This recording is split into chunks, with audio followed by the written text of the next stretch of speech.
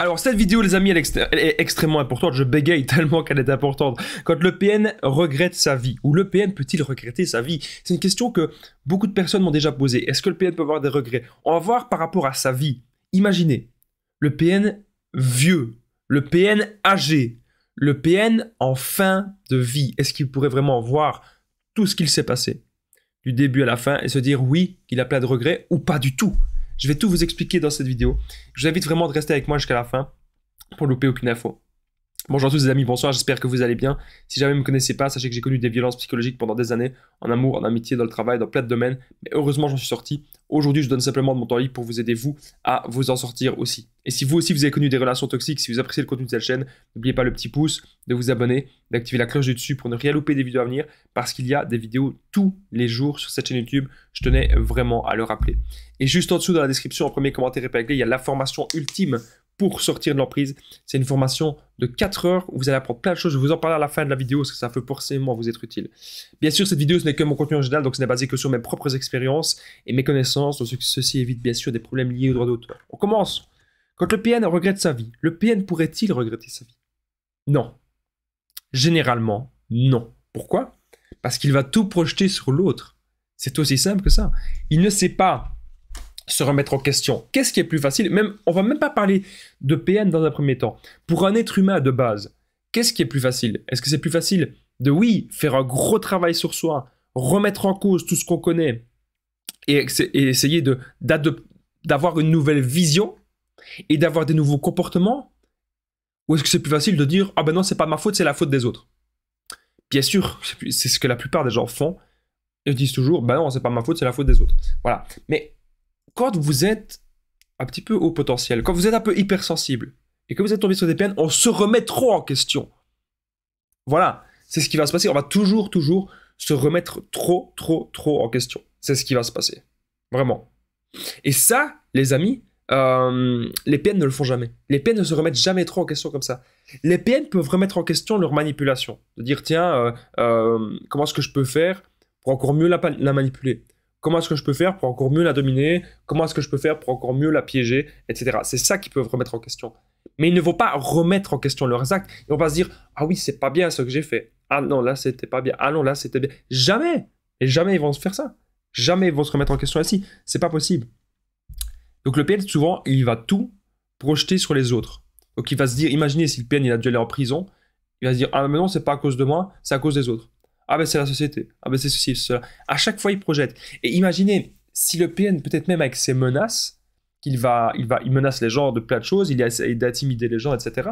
Il va dire, ah non, j'ai jamais menacé personne, c'est les autres qui me menacent. Parce que parfois, lui, il se sent attaqué. Si vous faites une toute petite chose, le PN se sent attaqué. Et c'est pour ça qu'il va aussi vous menacer, etc. Donc, le PN peut-il regretter sa vie? Généralement, non, mais, ne partez pas, hein, parce qu'on va voir des choses qui vont vous choquer. Il peut y avoir des regrets potentiels. Ça n'arrive pas à chaque fois. Je ne suis pas en train de vous dire que oui, forcément, le PN en fin de vie, il va regretter ça. Mais il pourrait regretter ses mensonges, parce qu'il sait qu'il ment.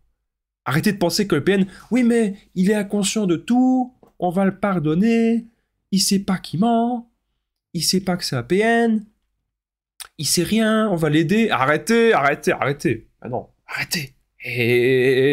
Faut pas déconner quand même. Faut pas déconner. Hein? Le PN est conscient. Ok, ça, on le sait. Parce que s'il était inconscient, si c'était, je vais dire, quelqu'un qui avait un problème mental, que ce serait pas. Ah, il a un problème dans sa tête, bien sûr, mais je vais dire, si c'était. En fait, il y a un but là-dedans. Le but, c'est la manipulation. Le but, c'est le contrôle de l'autre. Le but, c'est la domination de l'autre. Si c'était quelqu'un qui n'avait pas ce but-là, il irait sonner à la porte de tous ses voisins. Bonjour voisin, comment vas-tu? Il n'y aurait pas de sens. Mais là, si le PN il dit bonjour voisin, comment vas-tu? C'est parce qu'il veut manipuler le voisin. Il y a un sens. Ok? Donc il contrôle tout. Et si le PN il invente une vie, il invente des mensonges graves, et que peut-être qu'il fait des actes extrêmement odieux, et qu'un jour il doit payer ça d'une diverse façon, de la justice, que la justice en fait soit de votre côté, etc. Bien sûr qu'il pourrait regretter ses mensonges. Voilà, juste parce que lui, il n'a pas envie d'aller en prison. Au fond, c'est juste ça. En fait, il s'en fout de regretter. C'est juste qu'il n'a pas envie, en fait, qu'il lui arrive quelque chose de mal. Voilà. Il pourrait regretter peut-être sa meilleure proie. Encore une fois, ce sont des regrets potentiels. J'ai bien dit au début de la vidéo que la plupart du temps, il ne regrette rien. qu'il va tout projeter sur les autres. Mais ça pourrait arriver quand même qu'il regrette sa meilleure proie. Imaginez, vous étiez sa meilleure proie, tout se passait bien avec vous, dans son sens bien sûr, et là il n'arrive plus à trouver de proie comme vous. Là, il n'arrive plus à trouver personne. Il trouve que des petites proies. Et ça, bien sûr, il va pas aimer. Il pourrait aussi regretter, ça c'est vrai. Le seul regret qu'il pourrait avoir, c'est de ne pas vous avoir achevé, ou c'est le fait que vous êtes en train de grandir, que vous êtes en train de vous élever dans la vie, que vous êtes en plein développement personnel, que vous êtes heureux avec vous-même. Et ça, il va le percevoir. Il va le sentir. Et bien sûr qu'il pourrait regretter. Regretter de ne pas vous voir en dépression, de ne pas vous voir dans le malheur total. Pour lui, il pense même que c'est une attaque, tellement qu'il est un peu fêlé dans sa tête. Il pense même que c'est une attaque. Si vous vous affirmez. Ok, ça peut tout à fait arriver. Et il pourrait aussi, bien sûr, regretter, par exemple, de ne pas être riche, de ne pas avoir été dans une famille riche. Il va envier les gens qui sont riches, il va envier les acteurs, il va envier peut-être même les chanteurs, toutes les stars, en fait, il va les envier. Parce que il va toujours dire « Ah, mais oui, lui, s'il a de l'argent, c'est parce que c'est papa-maman, lui, c'est parce que ceci, lui, c'est parce que cela. » Une personne, quand vous êtes ça d'esprit, on n'est pas dans la critique, on a envie de s'inspirer, on a envie de savoir, ok, lui, il est parti de où? Bien sûr qu'il y a des gens qui sont partis et qui ont eu peut-être plus facile que d'autres, ça c'est la réalité, bien sûr.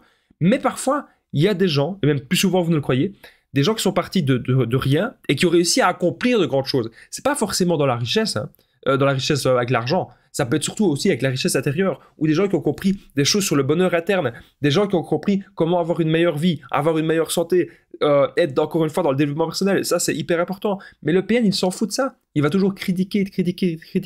Dans sa tête de dingue, c'est lui le meilleur. Alors qu'en fait, il n'a rien. Il n'a rien dans sa vie. Donc ne traînez plus, les amis, ne fréquentez plus des gens qui ne vous apportent rien. Ne fréquentez plus des gens malsains.